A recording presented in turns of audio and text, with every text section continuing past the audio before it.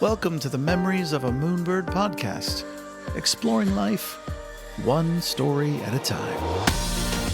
Hello, friends, and welcome to the Memories of a Moonbird podcast. I'm Daniel Sherrill. Today on the show, get ready for a little fun. She's no stranger to saying the most inappropriate things. As a stand-up comedian, she's been making people laugh for over 10 years.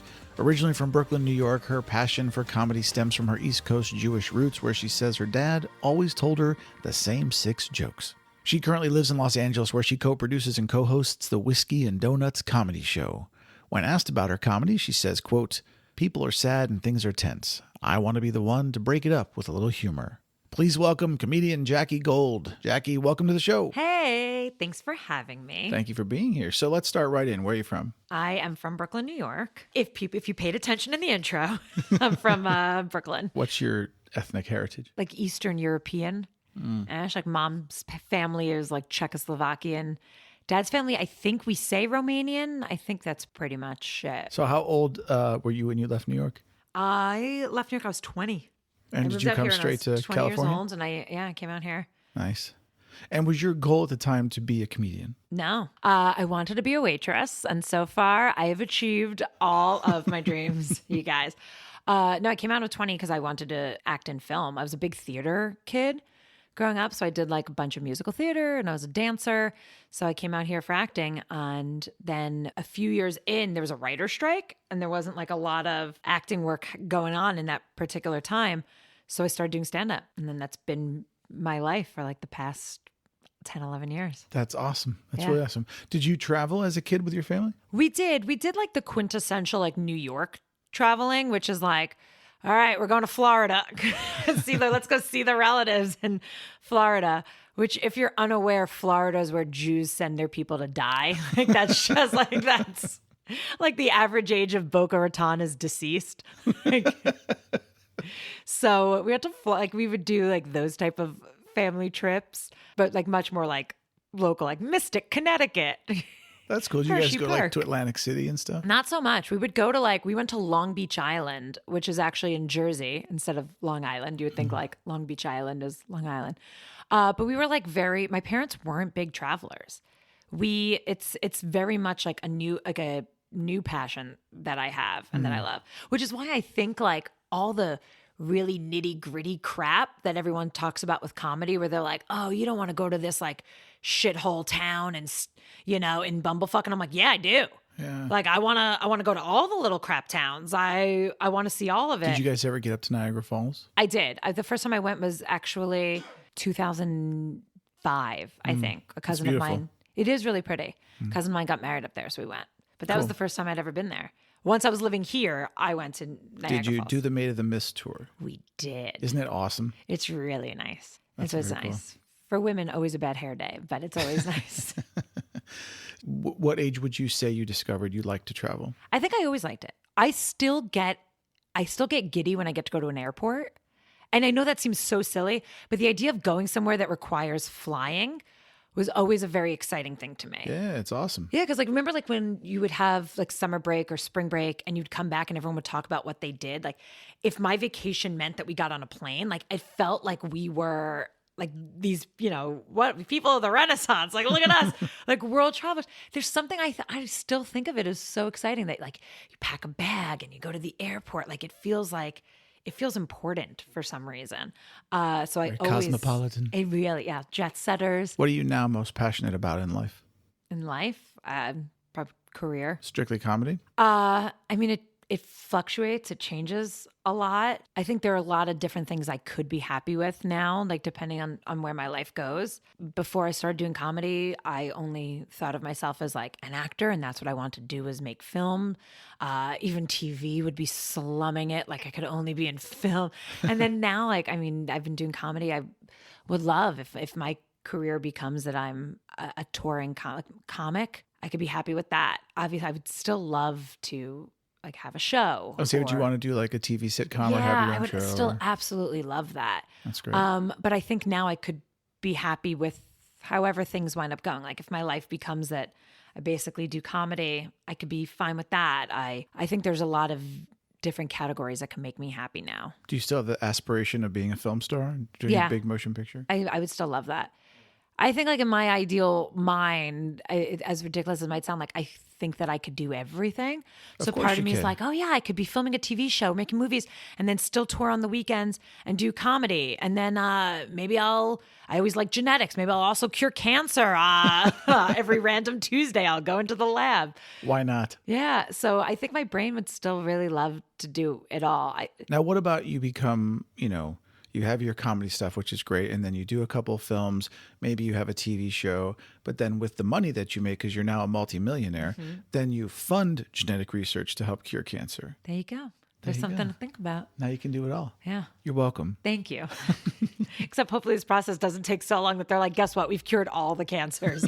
You took way too long, Jackie. You'll cure cancer too. Yeah. Let's talk a little more about your career. How much has traveling been part of what you do as a comedian? Quite a bit. Not as much as I would like. I'm like I just said, like I would love to go to every small little town and do comedy. I haven't as much as I would like. I've hit like a lot of the major cities. So all of that's like fun and exciting. It always seems exciting until you get there. And then you're either like too exhausted from traveling to do anything, or you're like, oh, what did you see? I'm like, well, I saw the inside of a Motel 8. I saw a Best Western. So I try wherever I go to like do one thing that's like a local thing. It's been a lot more driving. And let me ask you, when you do go to a town or a new city and you have let's say an afternoon off before the show to look at something, how do you do your research to figure out what you want to do, or are you just spontaneous? Sometimes I'll ask, like, if I'll try and ask like a local, like what the cool places to hang out or like what a must see might be. And then sometimes I feel bad because I'll waste a day. Because I'm a big like sleeper, and then like I'll feel really bad if I like slept in the whole day and then missed doing something. I don't think you should feel guilty about sleeping in. You got to have energy for your show and do right by your craft and your audience, and those things are important. Yeah, I mean, but there's a difference between like sleeping in and then like, all right, it's 3 p.m, let's start the day. Well, it depends on when you went to bed. If you went to bed at like, very late. It is then, very true.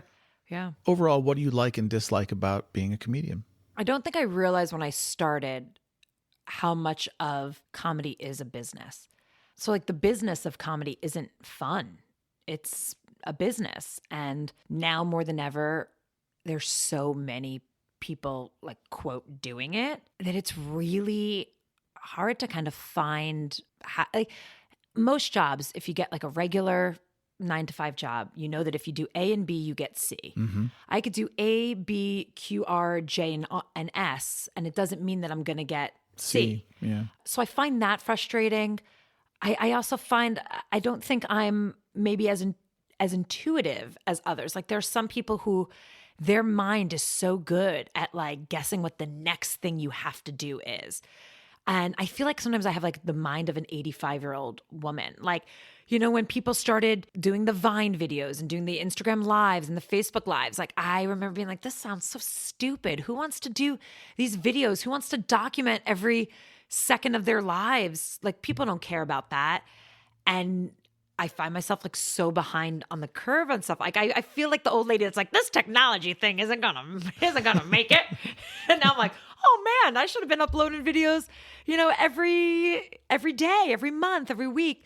So I kind of sometimes feel like behind on it. So the actual business of it is really hard for me. As far as the actual like doing comedy, I love that part. Sure, the performance part. Yeah, I love that part. Like I was a big theater kid growing up. So that immediate response from an audience and feeling that and seeing the crowd, like there is really nothing that beats that. How long does it take you to prep for a show? Meaning write the set, come up with the jokes, rehearse it, and then... It's pretty much kind of already like a living, breathing thing. And then you just kind of play around with it a little bit. So I kind of defined it as like A and B. So you have like a joke that is like an A joke. Like that's your solid material. And then as you're working on something, if you've done it like a couple times before, it might be like a B. Like, it's not like an NA. So usually like you pepper it where you do something that works.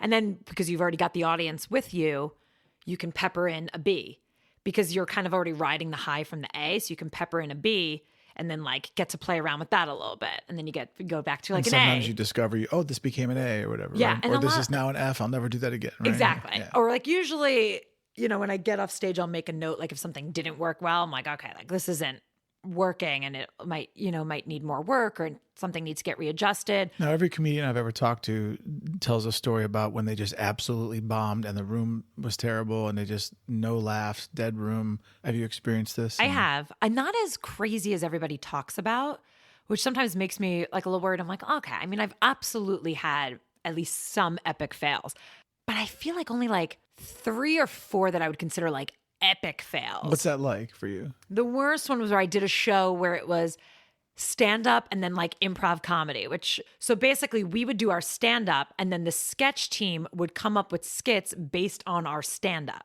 So I get up there and I bomb ridiculously. So if that's not painful enough, like just eating shit, then you get to watch 6 people get up and make sketches about how terrible your set was. So you get to live it twice. So not only was I terrible, but then I got to watch 6 people act out how terrible my set was. And that was probably, and then afterwards, like the room was so small and I had some friends. Of course, I had some friends that were there. So they had to witness that too. And then you're just like, everyone leaves and no one will make eye contact with you because you were so bad. Like that's the one way to tell how your set went. Like if nobody wants to look at you afterwards, it was not a good night. Like no one will make eye contact. You're like the comedy leper in the room. Yeah. Then you just kind of like stand there by the exit and people just kind of pass you and they just like make weird eye contact, like pretending like they don't. She's looking at us. Go. Yeah. Like, because they don't want to have to say any, like they're trying to be polite. They don't want to say anything mean. So they just don't look and they just keep walking. I just burped, excuse me.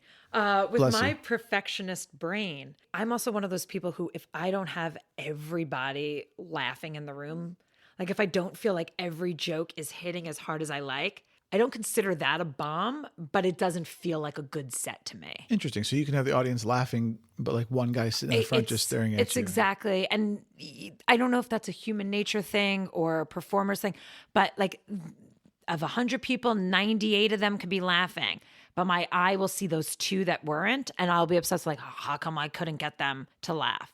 So if I already know that a joke, let's say, gets like X amount of laughs and then it doesn't hit that when I do it, then I'm like, uh-oh. And then I immediately will internally be like, oh, okay, they don't like me. What do I need to do? Now, is this happening live while you're on stage? Yeah. This all goes through my head, which then, of course, like, and my mouth is still talking. My mouth's like getting into the next joke. But now I'm like a little bit in my head about this next joke.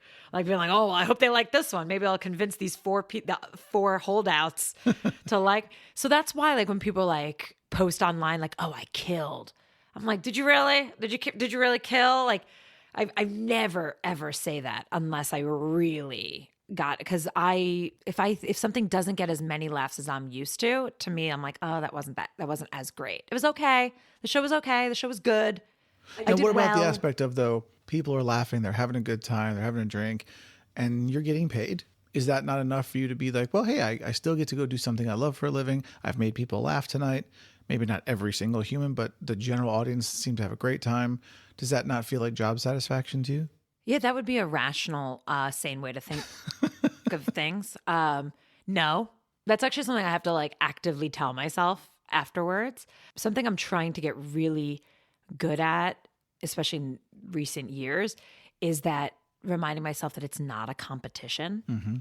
And I guess that could be said for the whole business of it, but even that's life and life. Yeah. And I remember when I first started, like I wouldn't say coach or mentor, let's say, when I first started, I remember him saying to us, 1 million people have a birthday every single day. Everyone's going to need somebody to entertain them. Like, it's not a competition. My brain was like, yes, it is. And like, I always saw that if one person has success, that means that I don't.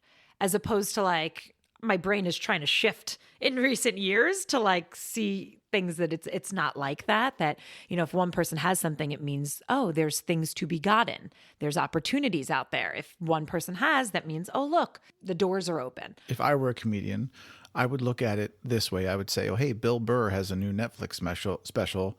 Well, cool. So could I. Yeah. But we know what's crazy about that is like, there's, let's say, a joke that I'm writing and I'm, you know, cultivating. And then now if Burr touches the subject material, doesn't matter how good this joke I'm writing is, now I can't do it because Burr already has it. That's rough. Yeah, it is rough. I guess so you have to write a lot of jokes. You have to write a lot of jokes, yeah. But with that competition thing that you were saying too, so like my brain used to think that if I was on a lineup with somebody, not only did I need to want to have a good set for myself, if I wasn't the funniest person on the show, then I didn't have a good night. So I don't think that's healthy, Jackie. I know. I'm working on that. I'm in therapy, Daniel. Well, speaking of therapy, you have said when we were talking earlier offline, you were saying that your family used comedy, or you used comedy growing up as a bit of a safety or defense mechanism and stuff like that. Do you still feel that now comedy is something that you use to deflect parts of your own life? I mean, probably. I think it's interesting because like so many Jews are therapists. Most therapy therapists that you go to are Jews, but we don't really, like, especially in my household, like we never really talked about that. Like didn't go to therapy as a kid. When I was growing up, it was very much like, oh no, everything's okay here. Everything's fine. Like as far as like to the outside world, like everything's okay. There's no problems here. Everything's okay. So I think comedy was always like my outlet. My parents were very like conservative people. So I wasn't myself at home. Like I was myself at my friends' houses. So my friends' parents, I could be myself with them and joke around with them and feel fine and comfortable. Like, but my house wasn't like a safe space for that. Well, how is it now as an adult? It's still really not a safe space for that. Like my parents didn't really know like my personality when I was growing up. And I think now they know my personality, but my dad's still like, that's not the behavior in which you speak to your parents. Like, you know. Do you feel comedy is therapeutic? Yeah. Yeah. But I think what people forget, what comics forget, is that it's supposed to be, I think, more therapeutic for the audience than it is for the comic. People go to comedy shows because they need it to relax. They need an outlet. They need a night want to laugh. out. I hate comics that treat the stage like it's their therapy session. It's one thing if you can do that and then you are able to make it relatable to everybody else. That is great comedy. That's relating to people on a human level. When you're writing jokes and you're going over your material, do you take the audience into consideration, thinking, I have to make sure that when I tell this joke, it honors what they want out of the show? Or do you just write your own material for yourself and you're like just original Jackie? A little bit of both. I write very much like true to me, but then I'll try and take something that's very true to me and then find a way to make it relatable to everybody else. What challenges do you feel you face as a comedian? And both, the question is kind of a double edge here, both as a comedian, just the career, and then also as a woman being in this business. What's it like for you? I don't want to ever be considered like, oh, that's what a funny female comic. I just want to be considered funny as a comic. Mm-hmm. Yeah. So it's important to me, like if I'm booked on a show, I want to be booked because you think I'm funny, not because you need to fill a female quota on your show. That being said, it's not lost on me that I am a female in comedy. What's the biggest challenge you've faced in this area? So I would say probably the biggest challenge for me is sometimes just with how easy it is for dudes to talk to each other. And I have a lot of good guy friends. I happen to be, I know every girl says this, but like I happen to be like, I'm a dude's girl. But to me, that's like the whole about is like how two dudes talk to each other versus like how something sounds coming from me. So like two dudes, for example, are like, hey man, heard you doing that show up in San Fran. You think if I drive up with you, I can get a few minutes? Boom, done. Conversation's over, right? That guy just landed himself a few minutes on that guy's show. Okay. And then for me, it's like, oh, hey, so I was just wondering, like, I saw that you were up in San Fran. If it's okay, like, do you think if I came up, I could, it's just not as natural a conversation. Why is that, do you think? I don't know. But also, if two dudes drive up to San Fran and two dudes are going to crash in a room together, nobody thinks anything of it. If I go up with a guy friend of mine that like he's the headliner and I'm featuring, then all of a sudden it's the perception of everybody, including the club, that I'm fucking him. Yeah. So I think there's also like, there's still that old school perception of things. Like sometimes you're doing shows where you're responsible for your own travel and your own room. Sometimes they do provide one. Sometimes they'll only provide one for a headliner, not for the feature. So I think that also sometimes plays a part in it. Is there a substantial, I would think, and I don't know because I've never done stand-up, but is it a much bigger stress to be the headliner than to be one of the... No, not at all. No, I don't think so. But I think once you like reach a status of selling out like arenas and theaters, they don't... And that drunk in the corner didn't laugh at my set. I swear to God, it gets in my head every time. Yeah. So, Jackie, I'm going to swing it back to travel for a minute. Where are some of your favorite places you've traveled in your life and why? One of my favorites, I was just recently in Mexico, and that was really fun. Which area? I did some shows in Ensenada and Puerto Vallarta. yes. Puerto Vallarta. There's like a lot of like it's like where all the all the expats go. It's like down there, but that was really beautiful just to like be on the water and to see that. Barcelona was nice. I liked that a lot, especially just because the architecture there is really beautiful. And anything in Europe, I always find really interesting because every building that we have in the United States, like even if you look at the oldest building, it could only be like a maximum, 250 years old. But you're in Barcelona, you're in Spain, and there's a pharmacy, and the pharmacy is attached to like a building that's 500 years old, and it's like this beautiful stone building. It looks like it could be a cathedral, but it's... Or you walk on ruins that are 2,000 years old. It's fantastic. That's how I felt when I went to Israel. Yeah. I went to Israel, and you can see the steps of the old temple. You're looking at a bunch of different steps, and they all kind of look different. And the tour guide was like, yeah, because these steps are there from, the year zero.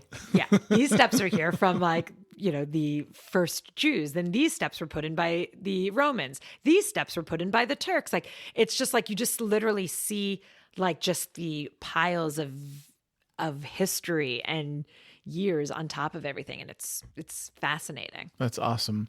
When you travel to a new place, what's your favorite way to get acquainted? I'm a big shopper, so I love to usually go to what like the main street is, and I like to like walk around whatever their version of like the mom and pop shops, and I like to usually just like I like to usually walk around as a local and try and do things that way. Is there something about travel you don't like? I'm a terrible packer. The stress of packing makes me so anxious. If my flight is at 6 a.m., I will be done packing around 3:30, 4 a.m. You are the antithesis of what I try to teach people. And it makes me neurotic, and it makes me, but the stress of packing, even if it's a 3-day trip, so I know that I only need like 2 pairs of pants and 2 shirts, but the stress of having to decide and pick it all and get myself ready and the anxiety of it, I don't pack until the very last second. Well, 2 things. 1, I would highly recommend that you pack ahead of time. And 2, they make apps. They have apps now that actually give you little packing lists, and they make it all so nice and easy that you just checking things off and going, oh yeah, that and that and that, and done. I know that. It's the deciding of what I will take, what I want to wear. Like, they make memes about that. I call them memes. Memes? Yeah, I call them memes. I think they should actually be pronounced memes. Like me. It's about me. But I call them memes. But they make like memes about that too, of like, oh, bought this shirt 6 months ago, never worn it. I'm sure I'll need it on this 2-day trip. like, 17 pairs of jeans, that should work. My brain gets so overwhelmed of like, I don't know, what am I going to want to wear? What if I'm going to change 18 times in 2 days? Like, there are 2 words every traveler needs to remember when they're packing for any trip anywhere in the world. And this is what they are. You ready? Mm-hmm. Pack less. No, it's so hard.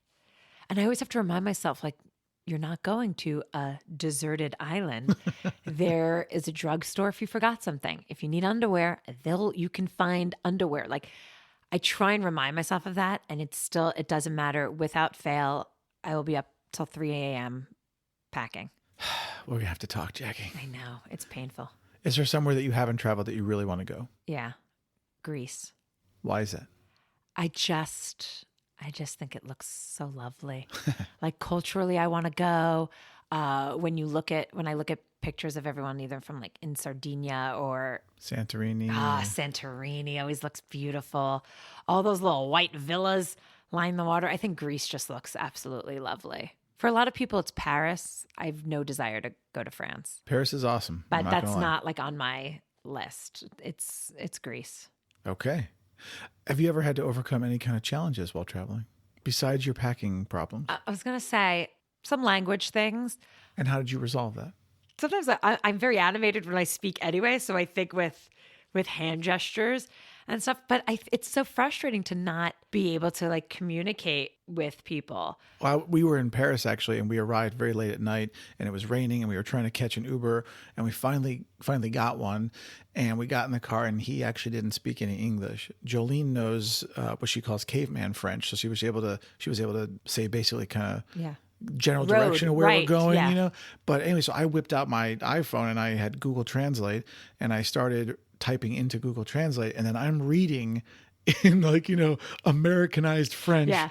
Blah, blah, blah, blah, blah, blah. But anyway, he started laughing because it must have sounded so terrible. yeah. But he understood what I was saying, and he was able to then he asked me for my phone, and he went and he pulled over for a second, and he typed back, and then it showed up in English, and we were able to completely communicate. And then he started driving, and we started saying all kinds of funny stuff to him, and it was actually hilarious. I do love those things that like technology makes things so much easier. I think they're even coming up with an app where you speak into it in English and it will just immediately speak out. They already have it. I mean, yeah, but I don't have one of those. But it's I have it right here. Do you have actually. it? What's it called? Hold on, I'll show you, and we'll do something right now just for fun on the podcast. It's called Translator by Microsoft, actually. Ooh. So what language would you like me to use for this? I don't know. Let's pick one that we don't really know. How about English to Greek? Oh, okay. I was going to say Swedish, but Greek works. Let's see. What do you want me to say? I would like a tour on your donkey. On your what? I would like to ride your donkey. Well, I meant like, yeah. I would like to ride your donkey. Θα ήθελα να υπέξω τον πιψού. I mean, how good does that sound? Doesn't amazing. that sound so beautiful? And to all you Greek people out there, I hope we just said I would like to ride your donkey and not I would like to smash your mom in the face. I would like to smash your ass. Thank you. That was a brilliant segment right there. I like that. I think before we close this podcast, we have to say something else into the translator app. We should maybe do the outro from the app. Like, thank you so much for joining us. This has been... Great idea. We're going to do that. Okay. We should do that. So, Swahili or Swedish. You should pick. We'll do Swedish. Why not? I love Swedish. That was actually a really fun thing traveling. I was in Sweden. Actually, Denmark was probably one of my favorite countries to ever go to. It's my mother's favorite country. Is it? It's absolutely beautiful. She lived there for 3 months with my stepdad. With my stepdad, yeah. Oh, Denmark. Denmark's probably one of my favorite countries to go to. And walking around the streets of Denmark, oh, it's so beautiful. Culturally, that was difficult too, is because I know that we got swindled because they automatically like auto gratuity things. But as Americans, we didn't want to be rude and not tip. So we'd ask them like, is gratuity included? And they're like, no, it's not. I'm like, me and my mom are like, we're definitely getting swindled for extra tip money. But Denmark's probably one of my favorite countries. But I was witnessing a Swede and a Dane talk to each other, and the languages are similar in some respects and then completely different in others. So also because the countries are as close to each other as like New York and New Jersey, which is why I also think people get really hard on Americans about not speaking another language. But if New York and New Jersey were two separate countries, yeah, we would speak more than one language. People around the world actually don't realize in general how large our country is. Yeah. You know, we're one of the largest countries that exists. And when I talk to friends from overseas, they will say things like, well, why don't you just do this? I'm like, because we have a country literally 30 times the size of yours, and that's near to impossible what you're asking. Yeah. And, you know, so it is fascinating. I understand. I do, you know, there's a laundry list of things I wish America did do better. I think we should have mandatory language stuff for the entire history of our education, from when we're children all the way up through high school. It should be mandatory that we learn a second language. Yeah, but the hard part would be, what's that saying, like second language? Well, of course, that is the trick, you know. Taught us French in junior high. I'm sure some people took it. Taught us Spanish, you know. Right. I mean, we had a choice, French or Spanish. And my mom was like, you're taking Spanish. And I was like, well, why? And she's like, well, one, I'm a Spanish teacher. And two, she's like, Spanish you're actually going to use in your life. I can't think when you're going to need I have to agree, French. actually. I mean, knowing basic Spanish has really helped living in California. Absolutely. You know? I'm actually, I love speaking Spanish as often as I get a chance to with other people. But yeah, so a Swede and a Dane were talking to each other, mostly understanding each other. This sounds like one of your jokes. I know. A Swede and a Dane walk into a bat mitzvah. A Swede and Dane, but it's funny as an American watching them, because halfway through the conversation, one speaking Swedish, one speaking Danish, it started to just get too difficult, and they both just looked at each other and went, English? And then they just continued the rest of the conversation in English. And I was like, you know, like secretly in my head, I'm like, USA. Wouldn't it be UK, UK? Because that's that kind is of very where it true. came You're from. right. Yeah. It would be. Looking back on your life so far, is there anything that you wish you knew about traveling when you first started it? That, if you knew that what you know now, kind of thing. I wish I realized how accessible it actually is. It always seemed unfathomable that I could go across the ocean. Even now, like I've never been to London, and I'm like, oh, but London, like UK, I mean, that's so far. It's 6 hours. It's the same thing as if I was flying to New York. Well, maybe now, wait, it was 6 hours from New York. So maybe from here, 11.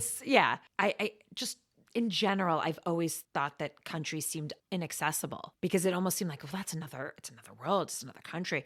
I wish that I had traveled more when I had the chance. And I was going I to still say, do, but- because you have family in New York, you could easily just fly to New York, spend a couple days visiting family, and then fly from New York to London. And then it's 2 5-hour flights, and it's not as stressful. And Yeah. it's, And it makes complete sense. And it's still something I still think of as so intangible. But so getting over that fear, I wish that I started traveling. Is there anything you do to help yourself start getting over that fear? And how are you with it now today? Of traveling in general or overseas travel? Both. I'm not anxious about domestic travel. International. I think I've watched too much of that World's Toughest Prison show. And I'm so afraid of I remember being like 8 years old when that guy got caned in Singapore for chewing gum. And I think that's what makes me nervous of well, I don't know what the rules are. Didn't he spray paint something, and that's why he... Is that why? I thought it was for chewing gum. I thought he spray painted or vandalized something. Oh. But I don't remember. It was a long time ago. You may very well be right. Let's go to something real fun. Do you have a favorite food? Ooh. I'm a very mood-based eater, so it depends what I'm in the mood for. Sushi's probably one of my number ones. There's this one. Did you ever see the documentary Hero Dreams of Sushi? Mm-hmm. I watched that documentary and I said, if I ever go and I'm able to go there, I don't care what this guy puts in front of my face, I'm eating it. So sushi is probably my number one. And obviously Italian food. I love Italian food. It's always great. And I like, I've gotten into an Ethiopian kick. Ah. Yeah. Concerning today's world and thinking about environmentally conscious travel, what can we do to save the world, essentially? I don't know. It's a great question. It's been on my mind a lot more so recently. I don't know if that's a proper sentence. I'm not sure. Because I think we need plane. We're going to keep traveling with planes. So they're working on planes that are powered by electricity. But that technology is probably at least 10 to 20 years away. I can see that. So, but eventually we will have a solar powered plane. Could Wouldn't that be happen? cool? I don't know, actually. I mean, it's in the sky. I like to ask everybody who sits here, what's your whoopee? So if you don't know the reference, it's the Mr. Mom 80s movie. What's your security blanket? What's one item you take with you when you travel, no matter what? I don't really have an item. An eye mask would probably be one of the number one things. That's my number one thing when I fly. I'm always an aisle seat. I always have an eye mask and a blanket. And I put those on and I turn to whoever's next to me. I go, feel free to wake me if you need to pee. I'm going to sleep. But I also always travel, and this is a very Jewy thing. I travel with a tfilat haderech, a prayer for the road, a prayer for a safe journey. So I do always have that with me. Well, there you go. But that would be my thing. An eye mask and a prayer. Two very good things for a plane. And a charger. I'm a practical person. Jackie, what's your spirit animal? A monkey? What kind of monkey? There's lots of them. Oh, the really cute ones, like a Curious George monkey. Curious George is your spirit animal. Monica Lewinsky's my spirit animal. What is my spirit animal? Yeah, I feel like a monkey. Cool. A cute monkey. So at the end of every one of my podcasts, I like to play this little game. I call it 299 Philosophical and Life Questions with Moonbird. I've made a list from family, friends, and the internet of 299 really fun philosophical and life questions. You get to pick two. So you give me two numbers from 1 to 299. I'll ask you the questions and you answer them. How's that sound? Sure. Okay, what are your two numbers? 17. Okay, and? 146. All right, 17. Are you religious or spiritual? A bit of both. I am pretty religious. Some of it is because it really, really is important to me. I feel also this weight and this responsibility as the grandchild of Holocaust survivors, that so much of it falls on my shoulders, that the next generation, I have this responsibility to make sure that they're raised Jewish and to know the customs and to love the customs and like it's almost as if the weight of the entire Jewish people is on the continuation of the Jewish people is on my shoulders. And also I am spiritual. I very much, I do believe in God, and I'm kind of believe in this spirituality of like what you put out into the world kind of does come back, and everything is A little karma. kind of all, yeah, karma, and everything is interconnected and stuff. And sometimes I go back and forth. Sometimes I think there's like a predetermined destiny, and sometimes I think that, you know, it's free will that carves. I feel like there's maybe like already like a couple different paths already laid out for us, and based on the way our life and trajectory and our decisions go, you wind up with either one, but I think I'm both. Okay, and number 146. Have you ever had dreams about a past life? Ooh. I have very vivid dreams. I have no idea if they're past life or not. Do you want to tell us about one? I used to have this dream, a reoccurring dream all the time when I was younger. I used to actually have it at least like monthly, I feel like. Maybe at least a good 6 times. I haven't had this dream in probably about a decade. But the dream always stayed the same. It never changed. It was always pretty consistent. So the dream is that I am at like a little hotel chain, nothing fancy, kind of picture like Best Western, Days Inn, that type of deal. And I go to their pool. So again, not a super fancy pool. It's an indoor pool. So it's like one of those like little pool rooms that you have. So it's just a very beige room, and in it is just this square. And it's very humid. Pool. It is actually a little bit humid. There are windows on the far end, but you can't see out. Like they're just kind of white, but just very much a square, sterile room. And I'm swimming a couple of laps in the pool. And then a famous guy walks in. It's no one that we know of. Just in my dream, he is a famous young guy. Daniel Sherrill. Yes, exactly. But with longish, like kind of boy band hair, with brown those were boy the band days. hair. You were so close, Daniel. Now you're talking about me in high Almost school. You. But he kind of looks like what he would be like a boy band, like a brown-haired boy band guy. And he walks in, and swarms of girls around him. Swarms of girls. I'm just doing my laps, and I don't think I know who he is, because I'm just doing my laps. I don't know who he is. The girls surrounding him. He gets in the pool. He's swimming with me for like a couple seconds. All of a sudden, a shark comes out of the bottom of the pool. So with the shark coming out the bottom of the pool, I know. Dreams don't necessarily make sense. So all the girls get him out, because the shark is coming up and it's like going for us. So all the fans get him out of the pool. They all pull him out. But I'm stuck in this pool, and I go to the edge, and I'm trying to get myself out. So I'm like going to the edge of the pool, and I'm trying to lift myself up, and I fall back in. And I lift myself up, and I fall back in. And I could see the shark. I could keep looking back, and I see the shark behind me. So I go to get myself up like one more time, and I fall back in. And then I turn around to look at the shark, and his mouth opens, and I wake up. Maybe this is a metaphor, and the shark is the entertainment business.